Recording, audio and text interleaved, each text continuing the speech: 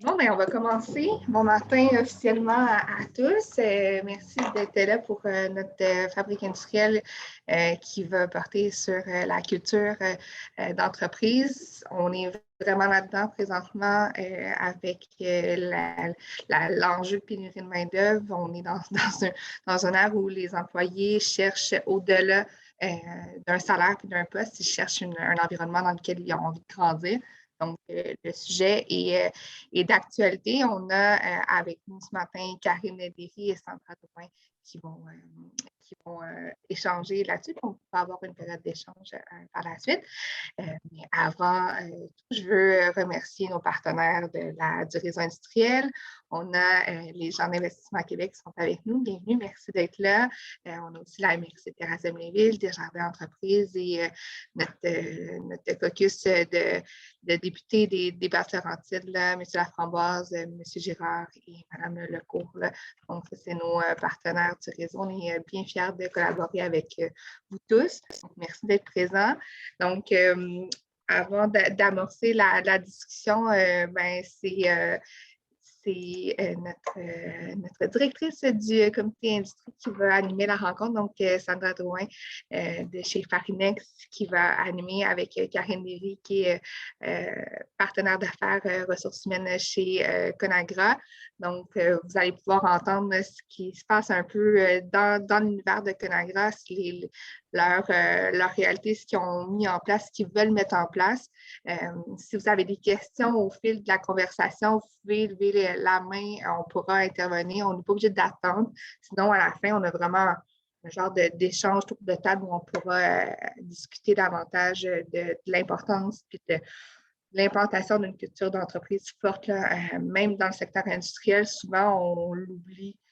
Il y en a qui me disent, c'est peut-être c'est moins présent, mais non, c'est tout aussi important, même actuellement. Donc, je laisse la parole présentement à Sandra qui pourra ouvrir la conversation. Merci beaucoup, Alexandra. Alors, écoutez, pour ceux qui est peut-être pas présents au dernier fabrique industrielle qu'on a eu, dans le fond, ça se veut un échange. Karine va nous parler de son expérience et de la culture industrielle chez Conagra, mais ça se veut comme un moment d'échange. Puis, à la fin, même au nombre de personnes qu'on est, on pourrait faire un tour de table. Fait que s'il y a d'autres enjeux que vous voulez qu'on discute, qu'on échange sur des bons coups qu'on a faits, ça va être le bienvenu là, de le faire.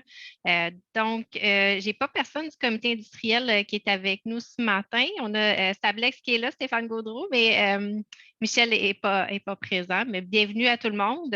Et écoutez, je vais passer la parole tout de suite à Karine qui va vous parler avec beaucoup de cœur et d'âme de la culture chez Conagra. Merci. Tout à fait. Bon matin à tous. Merci d'être présents ce matin. Comme Sandra l'a mentionné, ça me fait extrêmement plaisir de discuter avec vous d'un sujet qui me passionne particulièrement, c'est la culture d'entreprise. Je peux commencer à vous parler un petit peu de notre entreprise qui est Conagra. On est situé à Boisbriand, à la jonction de la 15 de la 640. On est une usine alimentaire. Conagra Brands, c'est une entreprise américaine, en fait, dans le domaine de l'alimentation. Beaucoup d'usines à travers les États-Unis, le Mexique, le Canada, entre autres. C'est coté à la bourse. C'est vraiment une très, très grande multinationale.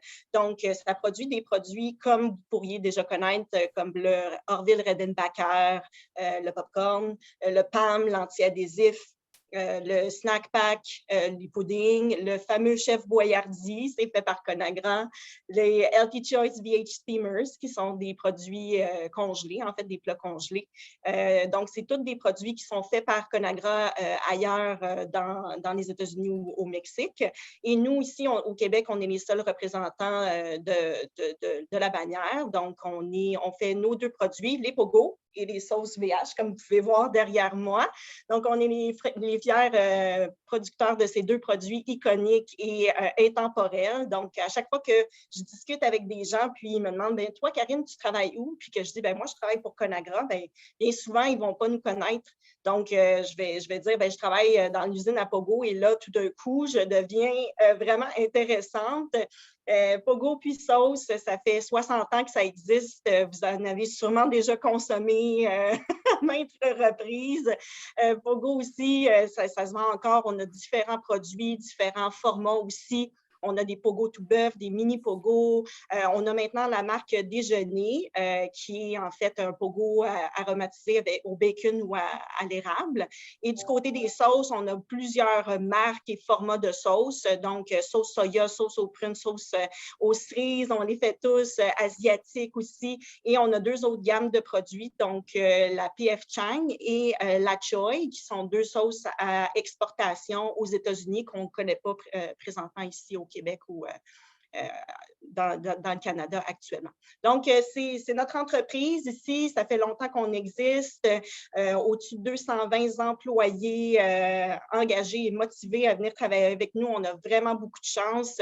On a du 20 ans, 30 ans, on a eu du 40 ans d'ancienneté. C'est extraordinaire l'engagement de ces personnes-là. Pour ma part, ça fait 10 ans que je travaille là, donc j'ai encore des croûtes à manger, mais j'ai une bonne connaissance en fait au niveau des opérations puis des gens. Donc, Conagra, c'est tout ça. On est en développement, on est dans le secteur industriel aussi. Donc, ça va très, très bien pour nous. On est vraiment chanceux compte tenu des circonstances qui ont probablement touché plusieurs industries. Nous, on a continué à produire étant essentiel. Donc, je lève mon chapeau à toutes ces personnes qui ont tenu le fort et qui sont venues travailler pour justement continuer à nourrir la population durant cette période-là. C'est vraiment extraordinaire.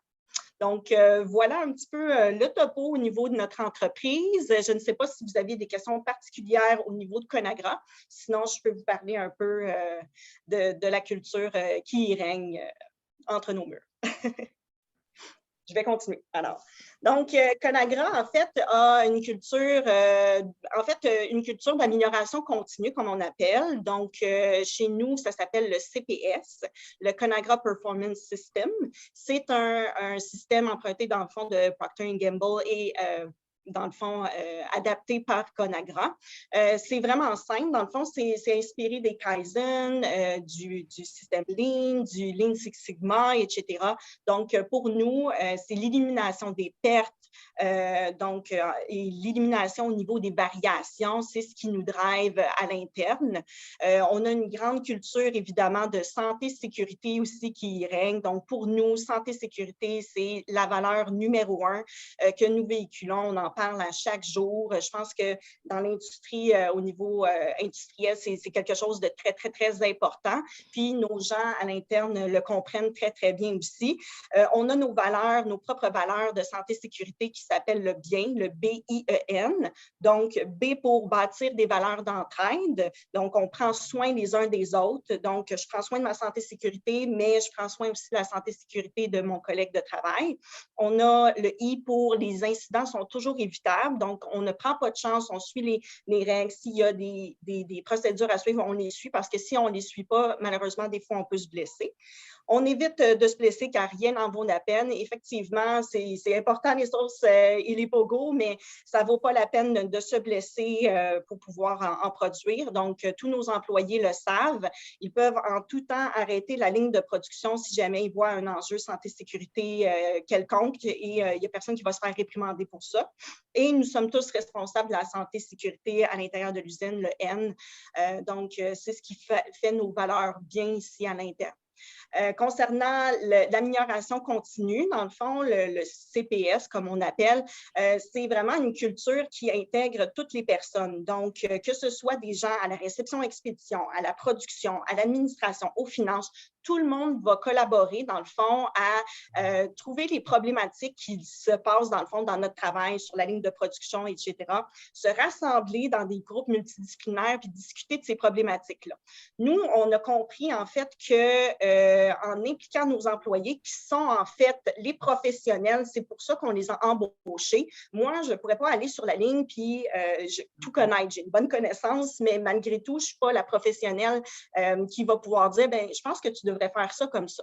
C'est le contraire, c'est les gens, dans le fond, qui vont nous dire écoute, j'ai ces enjeux-là, comment on peut les régler? Fait qu'on a ces discussions-là avec eux, puis nous, on fait vraiment le servant leadership. Donc, on est au service de nos employés, c'est-à-dire que notre rôle, c'est de libérer leur potentiel puis éliminer, dans le fond, toutes les embûches qu'il pourrait y avoir sur leur travail. Donc, en s'assurant de ça, on permet en fait de libérer un peu le potentiel des gens, c'est-à-dire que si on peut associer, dans le fond, de problématiques sur la ligne, ils ont tous les équipements qui leur concernent, sont en santé, sécurité, ils ont une confiance qui est instaurée aussi à l'intérieur de l'entreprise, mais à ce moment-là, on espère que ça va pouvoir libérer vraiment leur potentiel. En fait, au niveau, par exemple, de cela, on a un système qui s'appelle le FIA, donc c'est des fiches d'identification d'amélioration. On invite nos employés, dans le fond, à faire part de leurs idées, quelles qu'elles soient, aussi farfelues qu'elles puissent l'être. Et on va tous étudier les idées pour vérifier, dans le fond, est-ce qu'il y a des choses à améliorer, qu'est-ce qui peut être fait, etc. Fait que pour vous donner une idée, les FIA, je crois que ça existe depuis 2017, ça fait environ 5 ans, et on a récolté au-dessus de 650 idées d'employés et on en a fait 461 corrections sur le plancher. Donc, c'est grâce à eux qu'on vient, dans le fond, améliorer soit notre santé et sécurité, soit la production, les efficacités, etc., qui fait en sorte que notre travail est meilleur, puis les gens ont plus de facilité aussi dans leur travail. Donc, ça, c'est une des résultantes de notre culture d'amélioration continue qu'on est très, très fiers. Aussi, chez nous, qu'est-ce qui est très, très important, c'est une culture de reconnaissance. Donc, la reconnaissance, on la vit quotidiennement, à chaque jour, avec tous et chacun. On croit sincèrement, dans le fond, que la reconnaissance, ce n'est pas nécessairement d'un gestionnaire à son employé. Oui, elle est extrêmement importante, cette reconnaissance-là, mais entre pairs aussi. Donc, on a un système, on a un groupe qui s'appelle le comité reconnaissance qui existe, qui est fait en partenariat avec des gens du plancher et des gens, des gestionnaires, et ils vont décider, dans le fond, des récompenses qu'on va octroyer à travers l'année aux personnes qui se sont démarquées au niveau de la reconnaissance. Par exemple, ce comité-là a été mis en place il y a 6 mois seulement et on a eu environ 459 reconnaissances du plancher. Donc, c'est des gens qui ont pris la peine, dans le fond, d'écrire un petit mot à leurs collègues de travail pour les remercier de leur bon travail, de leur aide, de leurs compétences. Donc, c'est des choses qui sont annoncées nécessairement. La personne a pris la peine de l'écrire, on l'affiche à la cafétéria et c'est mentionné aussi à l'intérieur des équipes comme quoi telle personne a fait un bon coup, voici ce qui s'est passé, etc. Donc, ça aussi, c'est une résultante de notre culture d'entreprise ici. Le succès de Conagra, je trouve qu'il passe par 5 grands points, ce qui fait en sorte qu'on est l'équipe que nous sommes présentement. Donc, je crois que la transparence, c'est une valeur que nous avons présentement dans l'entreprise, c'est-à-dire de dire les choses telles qu'elles sont. Pour ma part, à chaque fois que j'ai des entrevues, que je rencontre des nouveaux candidats, c'est une de mes… Je me dois, en fait, d'être transparente, de dire autant les bons coups, les belles choses qui se passent, autant les choses que nous avons à travailler. Comme ça, la personne est vraiment consciente de l'environnement qu'elle intègre, puis d'autant plus que présentement, on a tellement besoin d'un match, c'est-à-dire que nous, on veut que la personne soit bien en entreprise, puis que la personne aussi veuille venir travailler avec nous. Donc, ça a toujours été gagnant nécessairement d'être transparent, autant au niveau des candidats, au niveau des employés aussi. On dit les choses telles qu'elles sont. La communication est une grande partie aussi de notre succès. Plusieurs communications sont effectuées aux employés, donc on a tous un rôle à jouer. Je ne suis pas plus importante qu'une personne qui travaille, par exemple, à l'emballage. On a toutes nos tâches, nos responsabilités et c'est ce qui fait en sorte qu'on se dirige vers le succès nécessairement. Donc, de communiquer quels sont nos objectifs, où est-ce qu'on est rendu, c'est quoi qu'on fait, donc le plus possible. Aux 3 mois, on arrête la production, on les rassemble en distance maintenant dans la cafétéria pour leur parler justement de quels sont les challenges à venir, quels sont les bons coups, la reconnaissance, etc. Donc, d'être plus proche de nos employés, de leur communiquer tout ça, c'est sûr que pour nous, c'est gagnant. Je vous l'ai dit aussi, l'implication qui règne chez Conagra au niveau de l'engagement des gens, c'est impressionnant. Ça fait pas longtemps nécessairement qu'on travaille en amélioration continue. Il y a à peu près 5-7 ans, je vous dirais. Puis, à un moment donné, il a fallu dire aux gens, bien écoute, auparavant, tu faisais uniquement de la production, soit des pogos, soit des sauces. Maintenant, on veut que tu intégres, dans le fond, dans nos bons coups. On veut que tu fasses partie, dans le fond, de nos décisions puis des discussions qu'on a à propos de ton environnement de travail. Donc, ça a été vraiment un changement de culture qu'on a vécu ici à l'interne, nécessairement, parce que les gens, ils ne savaient pas trop comment ça allait se passer. Mais je dois dire que de plus en plus, les gens sont intéressés justement à joindre ça parce qu'on va chercher un autre aspect au niveau du travail qui est en fait au niveau de leur personnalité. Moi, j'embauche une personne pour la mettre dans le fond dans un poste, les responsabilités, les tâches qu'elle va effectuer, mais ça vient chercher aussi au niveau, par exemple, des intérêts de la personne. Des fois, on oublie en fait cet aspect-là que les gens ont plusieurs personnalités, plusieurs aussi choses très, très intéressantes à avoir. Donc, ils vont aller s'impliquer ou dans des comités, par exemple, divers, qui vont faire en sorte qu'ils vont développer encore plus leur potentiel ou travailler d'autres aspects de leur personnalité ou de leur des choses qu'ils aiment dans la vie. Donc, ça, c'est très, très gagnant. Je vous en ai parlé aussi, la reconnaissance. Ça aussi, c'est un très grand point chez Conagra.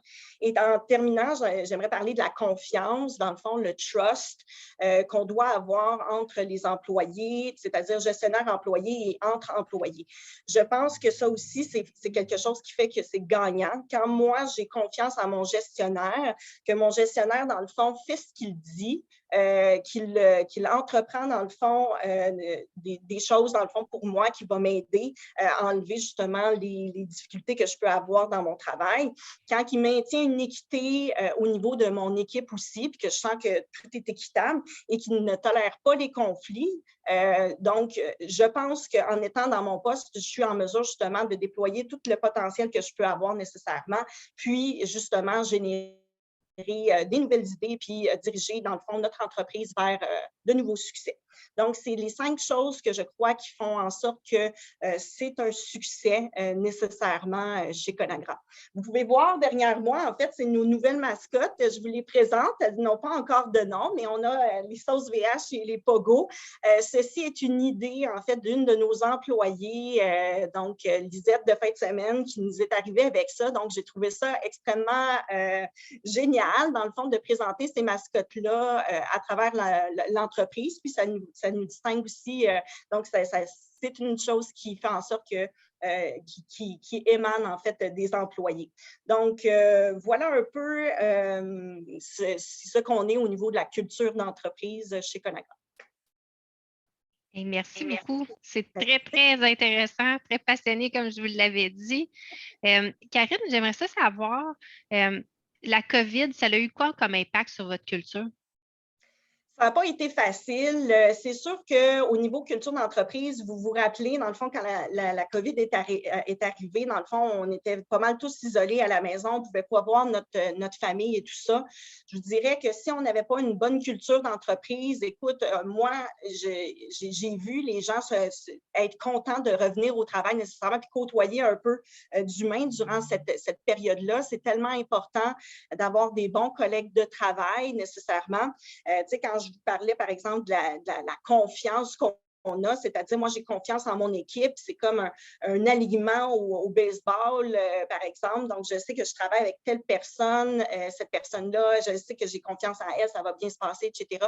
Donc, tout le monde avait cette confiance-là, justement, les uns envers les autres. Puis, c'est sûr qu'on a dû s'adapter comme tout le monde avec les règles sanitaires au niveau des équipements, par exemple, le port de plexiglas. J'ai tout le respect du monde envers nos employés. On a dû porter, comme tout le monde, en fait, le masque. Des fois, on travaille dans des environnements qui sont réfrigérés, entre 4 et 8 degrés, par exemple. Donc, c'est difficile avec le froid, justement, de porter tous les équipements de protection individuelle. On portait la visière à un moment donné aussi pour la distanciation. Comme je vous disais, on mettait tout en place pour assurer la santé et sécurité de nos gens. Puis les gens ont bien pris ça, justement, pour garder notre équipe en santé. Puis ils ont adhéré très, très bien pour la plupart. Donc, on est vraiment très, très chanceux. Si je comprends, c'est venu solidifier, dans le fond, ta culture. Ça a juste fait valoir les choses qui étaient déjà présentes, puis vous les avez utilisées pour passer au travers de ça. Exactement. En étant une usine alimentaire aussi, ben, le pogo a explosé, c'est-à-dire qu'il est devenu très, très populaire avec le confinement. Je pense, avec les écoles qui étaient fermées, c'était facile de dîner un pogo le dîner pendant qu'on fait du télétravail, etc. Fait que oui, ça a été une période très, très achalandée pour nous. Fait qu'on surfe un peu encore sur la vague, notamment du côté des sauces, mais oui, ça a été toute une aventure. Je suis très curieuse. Moi, si vous me laissez aller, je vais poser des questions tout le temps. Fait que les autres, n'hésitez pas à poser des questions. Quand tu embauches un nouvel employé, Karine, comment tu fais pour faire sentir, faire connaître la culture à un nouvel employé que tu vas embaucher? Très bonne question. Fait que chez nous, dans le fond, par exemple, c'est moi qui va faire le recrutement de la personne. Je vais lui parler exactement comme je vous parle présentement. Donc, je lui parle de notre passé, je lui parle de notre futur, je lui parle, dans le fond, de ce qui va bien, qu'est-ce qui va moins bien, vers quoi on tend, ce qu'on recherche chez un employé. Fait qu'habituellement, dans une entrevue qui va peut-être durer 1 heure, ben moi, je vais parler vraiment beaucoup pour donner le plus d'informations possible à la personne pour qu'elle puisse vraiment se retrouver en poste. Évidemment, je intéressée à savoir qui est cette personne, qui elle est, mais je m'intéresse beaucoup plus, dans le fond, au savoir-faire, à qui elle est nécessairement. Est-ce qu'elle va être intéressée justement à joindre notre entreprise? Quand on parle de l'amélioration continue, les gens sont très intéressés habituellement de faire autre chose que de la production, donc c'est toujours gagnant. Par la suite, on leur fait faire une visite de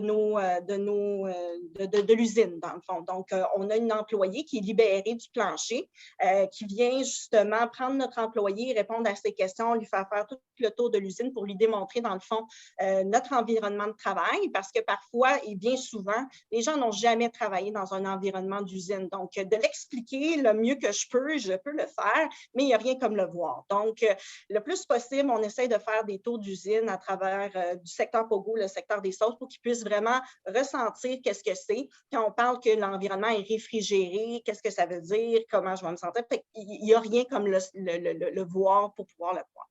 Fait que, dans le fond, on fait toujours les tournées d'usine. Puis ensuite, évidemment, la personne, on lui revient, on veut savoir si elle aime ça, etc. Puis si ça fonctionne, on la met en formation avec une de nos personnes qui dure environ 3 semaines à 1 mois, donc du parrainage. Donc, on ne la laisse pas sur le plancher toute seule. On va vraiment la coacher justement pour qu'elle soit apte à faire les tâches qualité, les tâches santé, sécurité, puis les tâches qu'elle a besoin de faire au niveau de la production. Donc, c'est à peu près ça, dans le fond, notre fonctionnement. Super.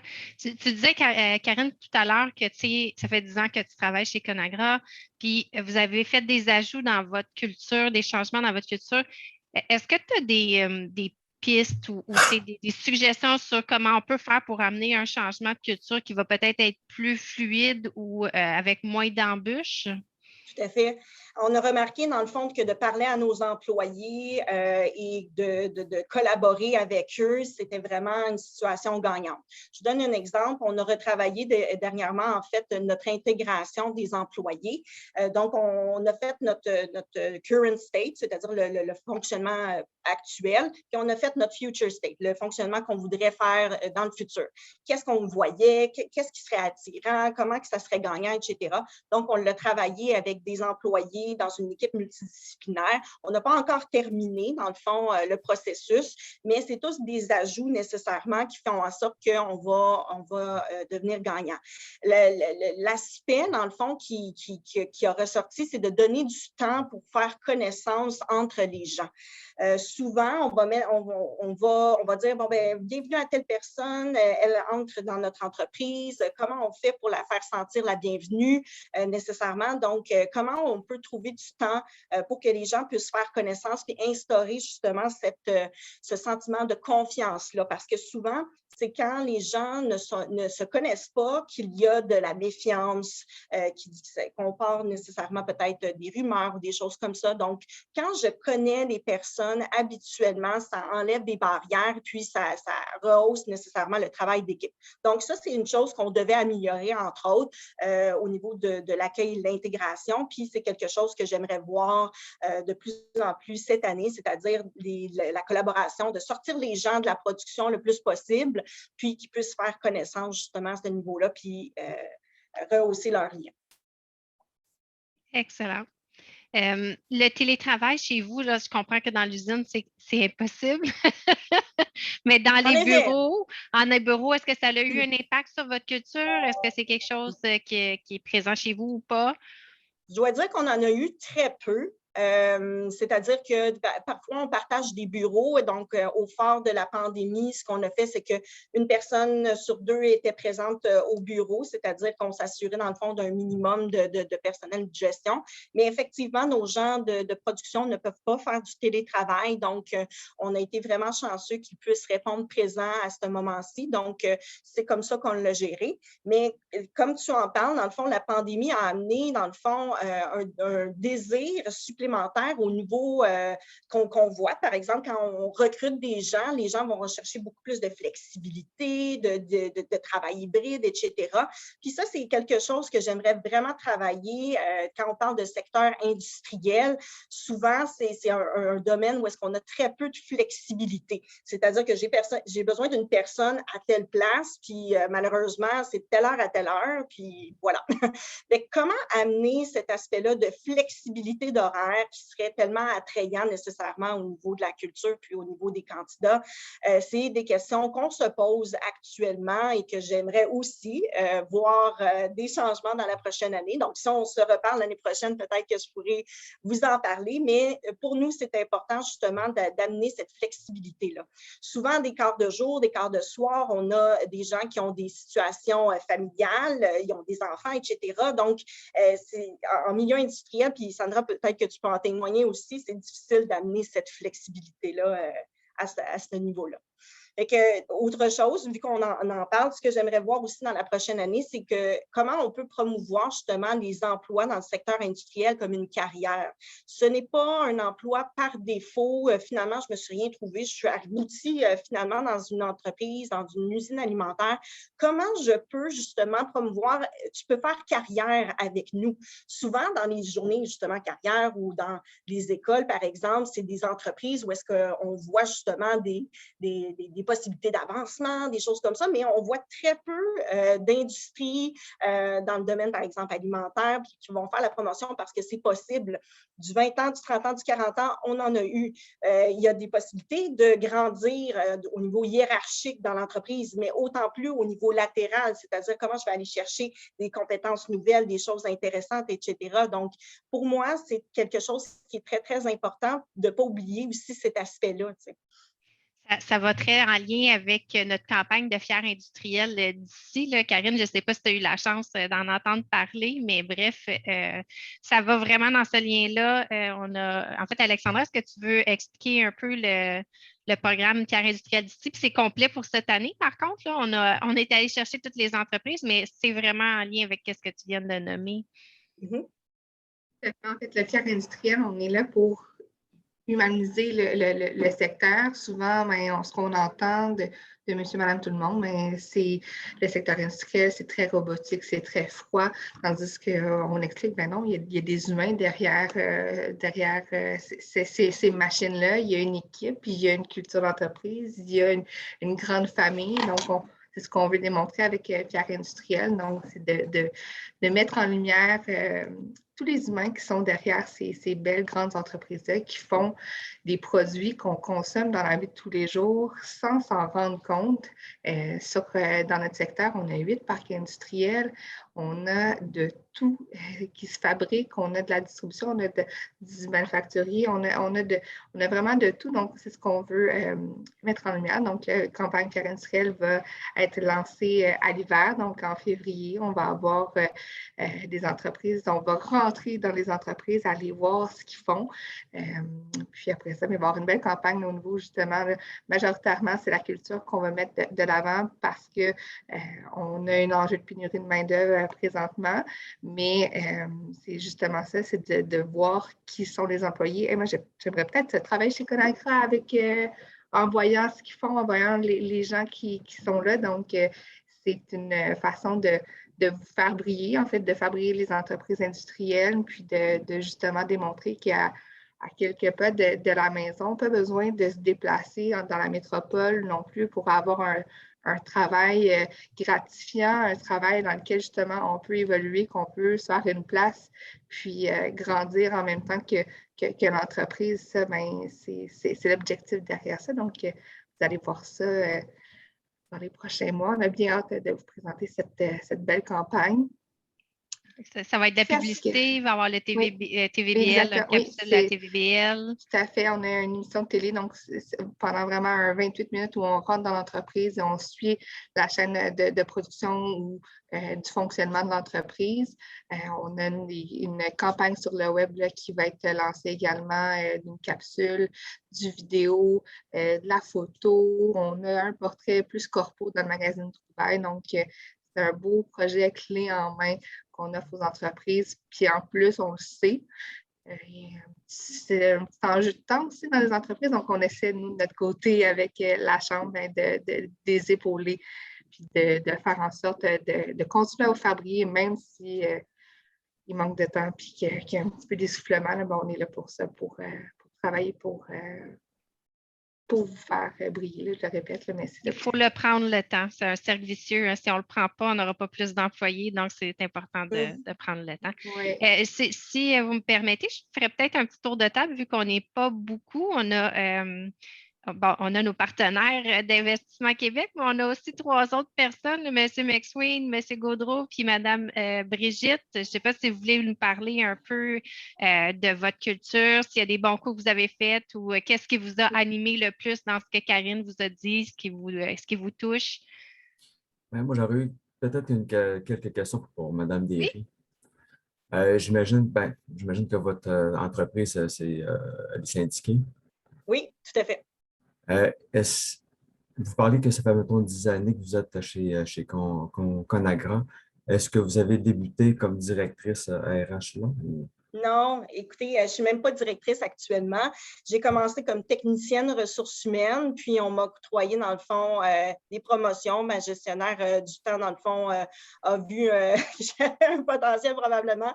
Et puis, je suis passée de technicienne à conseillère, puis à partenaire d'affaires. Je ne suis pas directrice d'usine, mais je me considère, dans le fond, comme une leader et j'espère sincèrement que tous nos employés ne considèrent pas leur titre de poste de cette façon parce que je pense que si on a le vouloir, on peut changer beaucoup de choses. Et puis, c'est ça qui me drive ici, c'est que j'ai cette liberté-là, j'ai cette confiance-là de mes collègues de travail, de mes supérieurs, justement, à entreprendre des actions dans ce sens.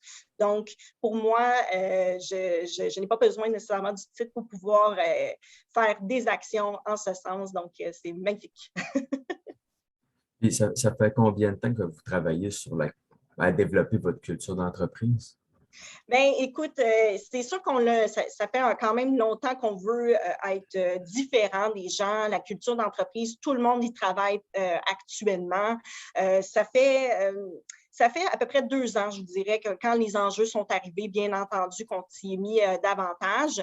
Je dois dire que dans mon mandat va être, dans la prochaine année, comme je l'ai mentionné, justement, de rehausser cette culture-là, de travailler avec les employés, de trouver la recette gagnante. Moi, mon idéal, dans le fond, ce serait que, justement, on puisse embaucher des gens dans le secteur industriel, de leur dire, écoute, le travail que tu vas devoir faire, tu vas porter beaucoup de PI, tu vas porter le masque, le casque, etc. Tu vas travailler dans un environnement qui va être entre 8 et 10 degrés. C'est du travail, dans le fond, assez routinier et statique. La personne accepte de venir travailler avec nous, puis quand je vais lui reparler le lendemain matin, bien, je vais lui demander pourquoi tu es revenu, qu'est-ce qui a fait en sorte. Bien, si jamais il me dit, bien, mon supérieur est venu me voir, il m'a demandé comment ça allait, qu'est-ce que j'avais besoin.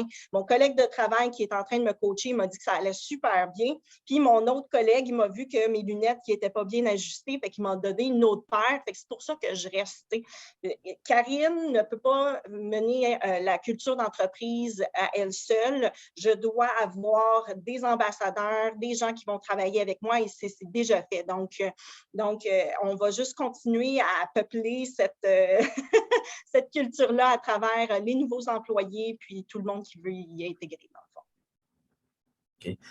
Quand vous avez, en tout cas, vous avez 2 ans avant de débuter votre travail en culture, est-ce que vous avez quand même eu dans votre historique d'entreprise un gros, pas nécessairement peut-être un gros clash entre les gestionnaires mais les employés syndiqués, mais est-ce que vous avez quand même...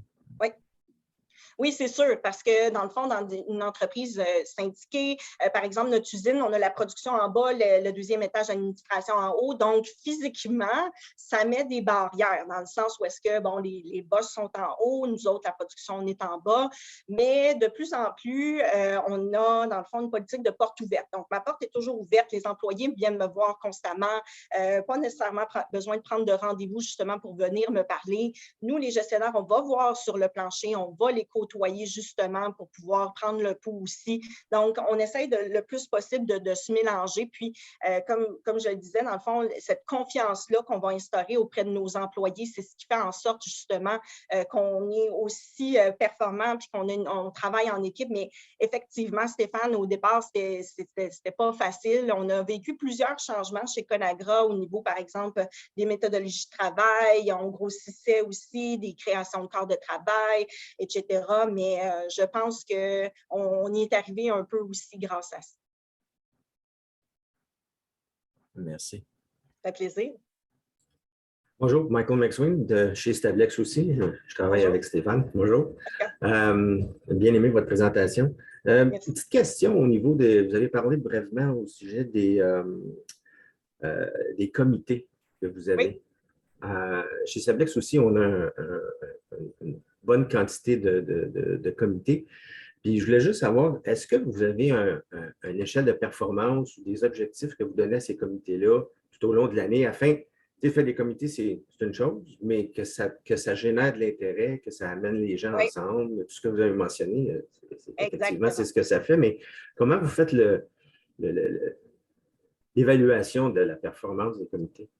Tout à fait, c'est une excellente question. Je peux aller en détail nécessairement dans notre système d'amélioration continue, mais pour être, dans le fond, de le vulgariser le plus possible, c'est que toute entreprise, dans le fond, a un objectif stratégique. Donc, notre entreprise, on a établi, dans le fond, c'est quoi notre plan pour l'année en cours, les 3 prochaines années, le 5 ans. Donc, on a fait ça.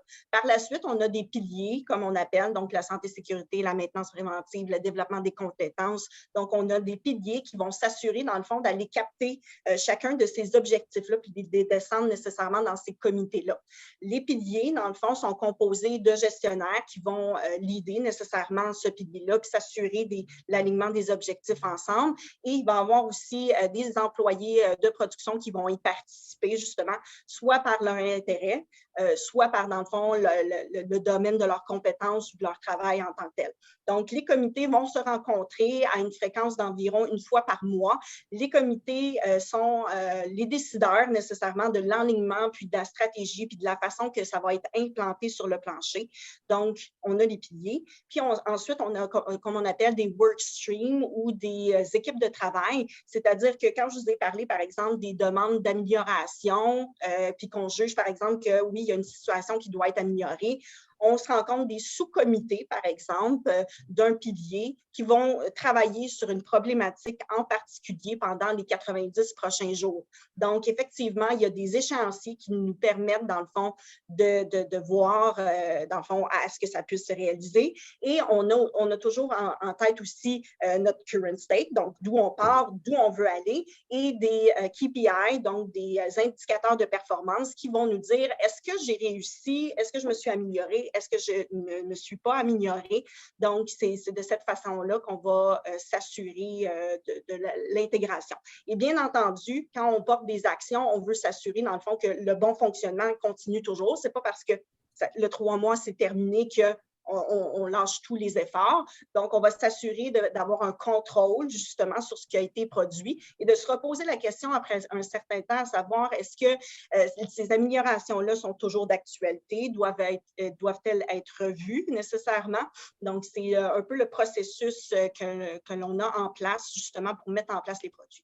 Puis, on va se dire, quand on intègre les gens justement dans la prise de décision, c'est beaucoup plus facile au niveau, par exemple, changement organisationnel nécessairement, de faire passer nécessairement les produits. Puis, c'est eux les professionnels nécessairement. Donc, on se doit de les écouter.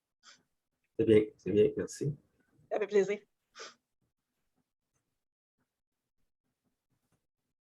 Brigitte, avez-vous des questions, des commentaires? Est-ce que ça répondait à vos attentes, la rencontre d'aujourd'hui? Oui, absolument. Mais Brigitte Pelletier, qui est œufs compresseur, écoute, je vais aller travailler chez vous, moi. Ce que je vois, puis moi, ce que je rencontre, j'écoute les gens qui sont sur le terrain, leurs employés.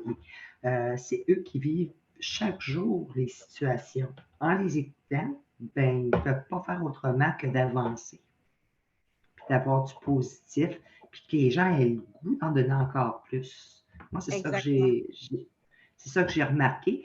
Puis, j'ai remarqué, c'était très intéressant, là, de discours très bien présenté. Merci Brigitte, c'est vraiment gentil. Pour ajouter dans le fond à ce que vous dites aussi, cette année, ce qu'on veut faire, c'est de mettre beaucoup d'emphase sur nos gestionnaires de plancher.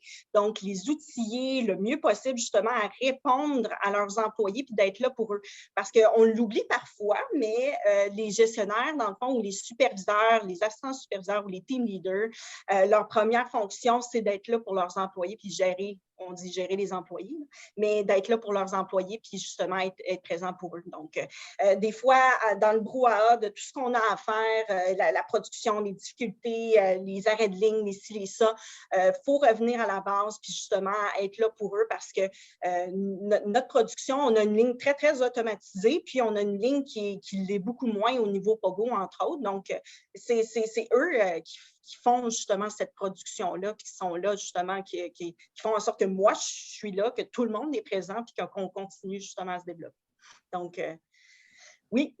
C'est un bon point parce que même chez Stablex, on a un programme d'intégration lorsqu'on a des nouveaux employés, puis Stéphane pourra enchérir par la suite s'il veut, là, mais l'intégration d'un employé chez Stablex, ça dure au bon mot 2 jours.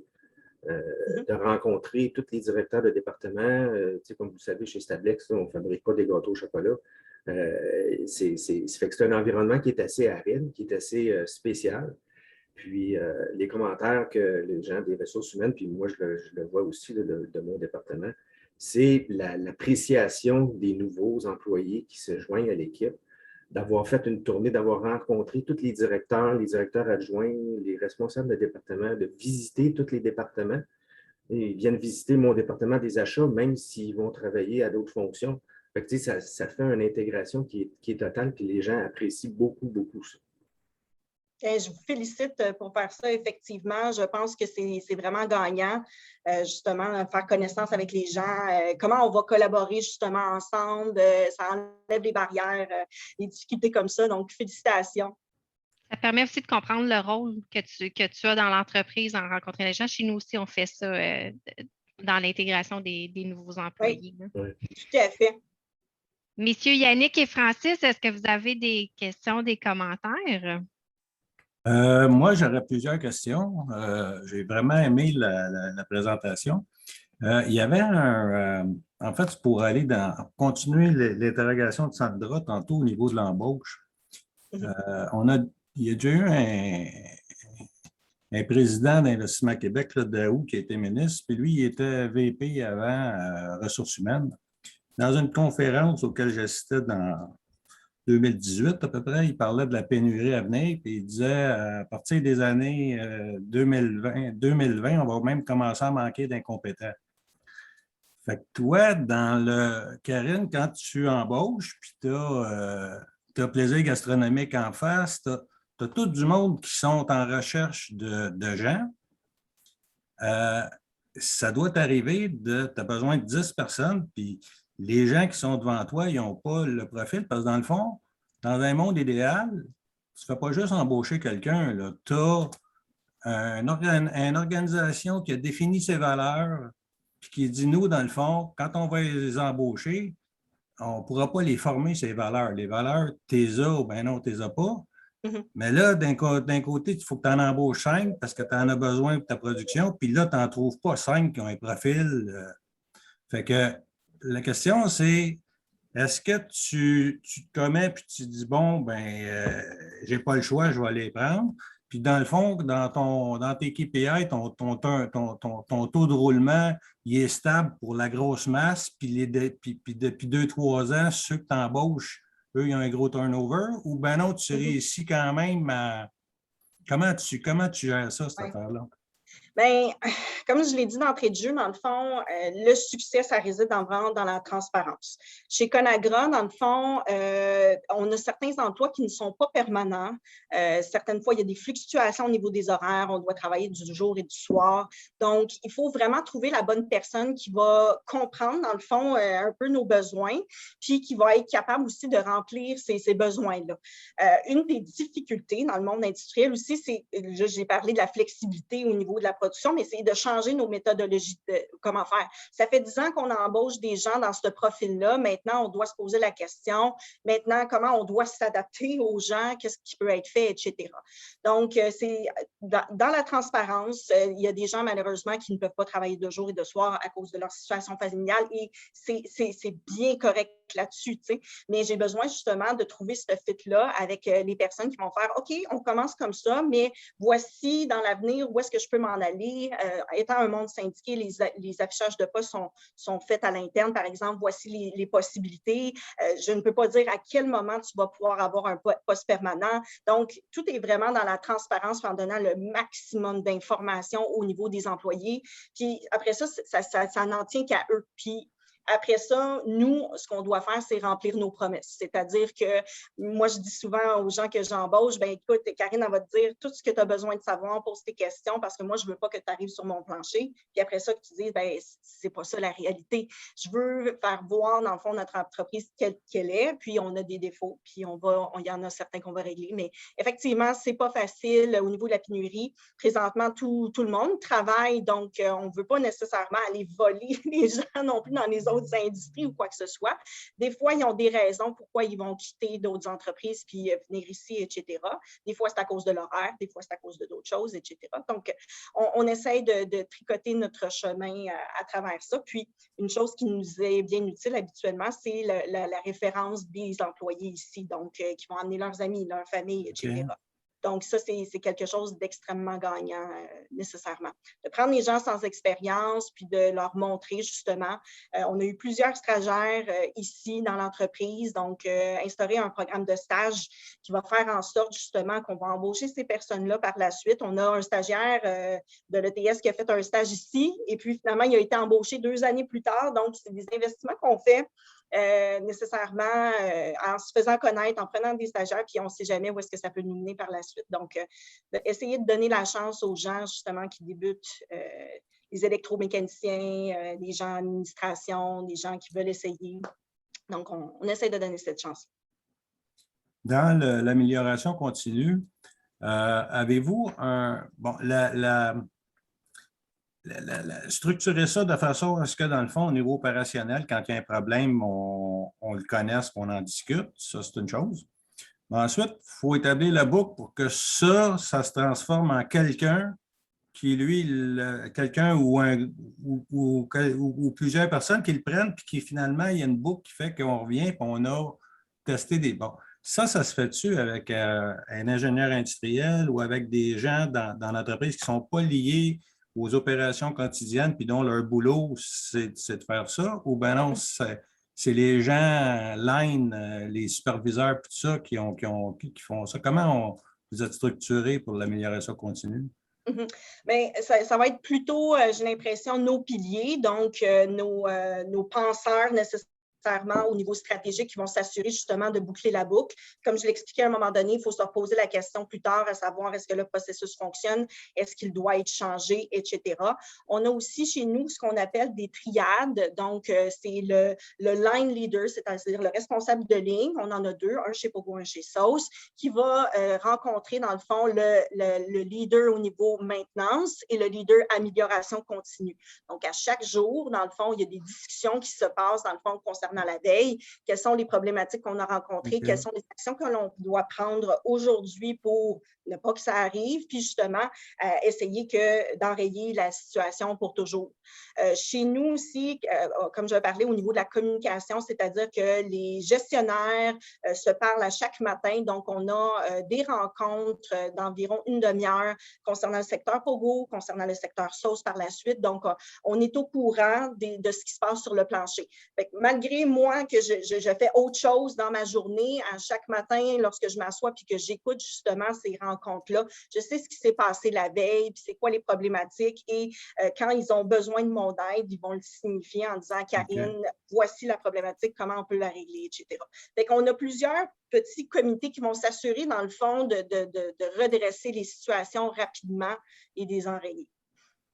Dans votre processus d'évaluation, l'évaluation, c'est à quelle fréquence? Puis est-ce que ça touche, vous êtes 220, est-ce que c'est 220 personnes qui se font évaluer?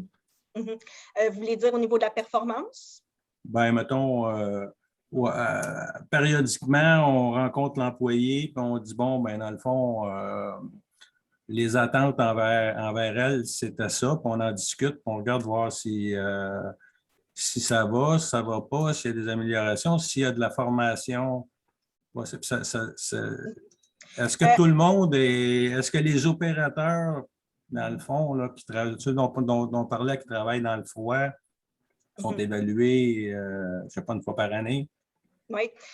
En fait, c'est très, très nouveau en ce moment. C'est quelque chose qu'on a entamé, effectivement, de faire la vérification au niveau de la performance des gens. Je vous donne un exemple. Chez Pogo, dans le fond, la ligne est manuelle, c'est-à-dire que les Pogo, lorsqu'ils sont faits, ils sont congelés, puis ils arrivent, dans le fond, sur un convoyeur et on a des gens, en fait, derrière le convoyeur qui vont prendre les Pogo dans leurs mains d'une certaine technique et les déposer dans les boîtes. Donc, au niveau de la performance de ces personnes-là, c'est-à-dire qu'on doit absolument avoir, dans le fond, une cohésion d'équipe, c'est-à-dire que si j'ai, par exemple, 8 employés devant le convoyeur, justement, à mettre des Pogo dans la boîte, si j'ai quelqu'un qui va très, très rapidement, puis une personne très, très moins rapidement, bien, à ce moment-là, ça débalance, puis là, ça fait en sorte que ça va moins bien. Donc, ça, c'est une façon, effectivement, d'évaluer justement c'est quoi le rythme minimum que l'on doit avoir sur la ligne de production afin de régler la situation. Donc, des personnes très, très performantes qui vont avoir beaucoup d'énergie et beaucoup de facilité, eux autres aussi doivent essayer de se doser nécessairement pour pouvoir assurer, dans le fond, le bon fonctionnement de la ligne. Donc, effectivement, c'est des choses qui n'étaient pas nécessairement regardées au niveau de la performance des gens, mais en amélioration continue, on va améliorer nos processus aussi, on veut améliorer nos gens. Donc, quand on a identifié, par exemple, une différence entre, par exemple, ce que ça devrait être puis la situation actuelle, ben, on offre, dans le fond, des formations supplémentaires. On a la discussion avec nos gens. Qu'est-ce que tu penses qui fait en sorte que, malheureusement, c'est un peu moins rapide? Qu'est-ce que tu as besoin? La personne le sait de façon générale, puis il faut que la personne le sache aussi, parce que si on ne lui dit jamais ou les gens ne le savent pas, bien, à ce moment-là, on ne peut pas régler la situation. Donc, on rencontre l'employé, on lui demande qu'est-ce qu'elle a besoin, puis on lui offre le support nécessaire pour pouvoir rétablir la situation. Parfois, lorsque ça ne fonctionne pas sur une ligne, bien, on a la chance d'avoir un autre secteur différent. Donc, les personnes qu'on embaucherait, par exemple, pour le secteur Pogo, que ça ne puisse pas fonctionner ou qui n'aiment pas ça, ça arrive. Donc, on essaie de les repositionner sur la ligne des sauces qui est automatisée, qui a des travaux différents nécessairement. OK. Puis, dernière question, ce n'est pas une question, mais tu sais, si j'avais associé là, pour une usine de deux types de produits, je n'associerais pas Pogo et sauce VH. Comment ça se fait que vous faites... comment ça se fait? Vous faites ces deux types En effet! Excusez, de produits-là.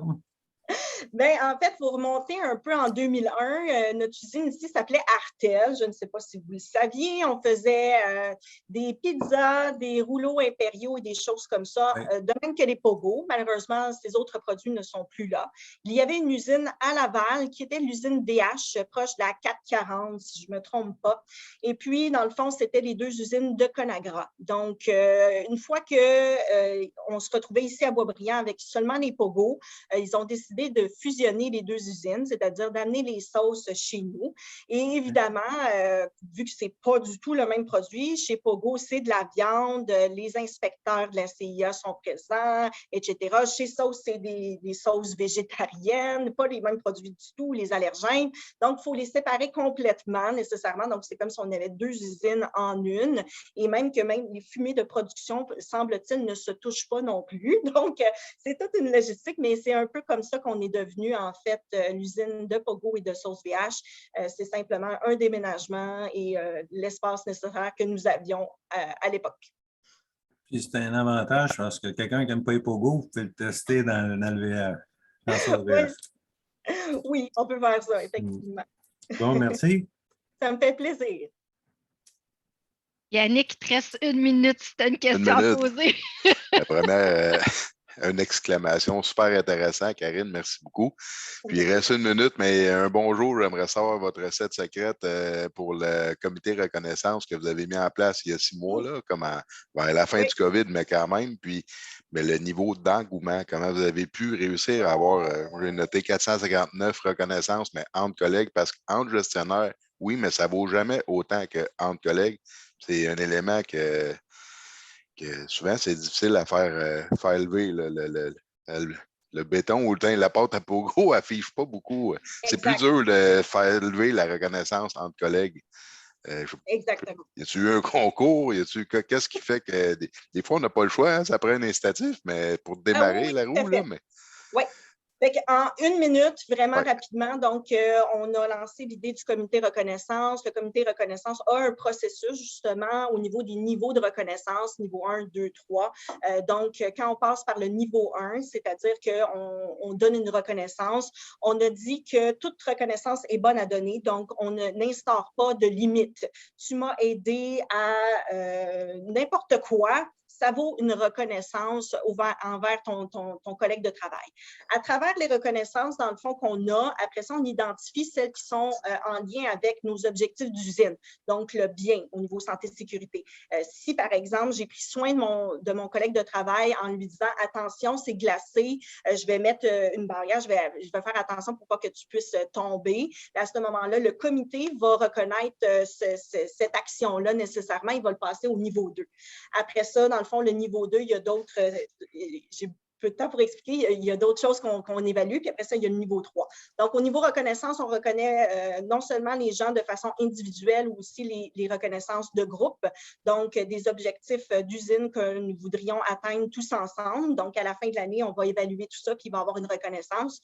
Le groupe, en tant que tel, du comité, va participer au processus, déterminer les reconnaissances, puis déterminer aussi de façon équitable qui va passer au niveau suivant. Donc, ça gère un peu l'équité dans l'entreprise. C'est intéressant. Merci. Ça fait plaisir. Bien, merci beaucoup tout le monde pour le partage. Merci Karine pour ce beau témoignage de la culture industrielle chez Conagra. Vraiment super intéressant. Et merci excuse-moi. Ah non, c'est correct. C'est pour ça que j'ai joint en fait la CCIPB puis le comité industriel au départ en 2018, je pense. C'est justement pour qu'on puisse trouver des solutions ensemble. Je l'ai entendu là, des premières fois que j'avais ces rencontres-là. Les problématiques que vivent les entreprises qui sont communes, la solution se retrouve dans la collectivité.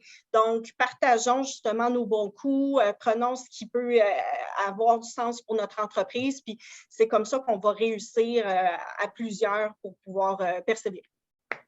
Et merci beaucoup. Puis merci à Marie-Ève et à Alexandra aussi de la permanence de la Chambre qui nous donne un si bon coup de main. Alors, je vous souhaite une bonne fin de journée tout le monde. Bonne journée. Merci. Juste avant de vous quitter, on a parlé de stage brièvement. Là, je vous mets dans le chat le lien. On a maintenant une conseillère avec la LCCQ qui est souvent à la Chambre, Nancy Lamarre. Là, si vous voulez justement intégrer un stagiaire, il y a des belles subventions. je vous mets, vous pouvez prendre un rendez-vous avec elle. Ça peut peut-être être intéressant pour vous. Mais je veux juste également dire merci à nos partenaires du réseau pour votre participation. Puis, on va avoir d'autres fabriques à l'hiver. La programmation va vous être communiquée là, sous peu. Donc, on aura peut-être la chance de ça. Donc, je vous retiens pas plus. Je vous souhaite une belle journée à tous. Merci beaucoup. Bye bye. Merci. Merci. Bonne journée.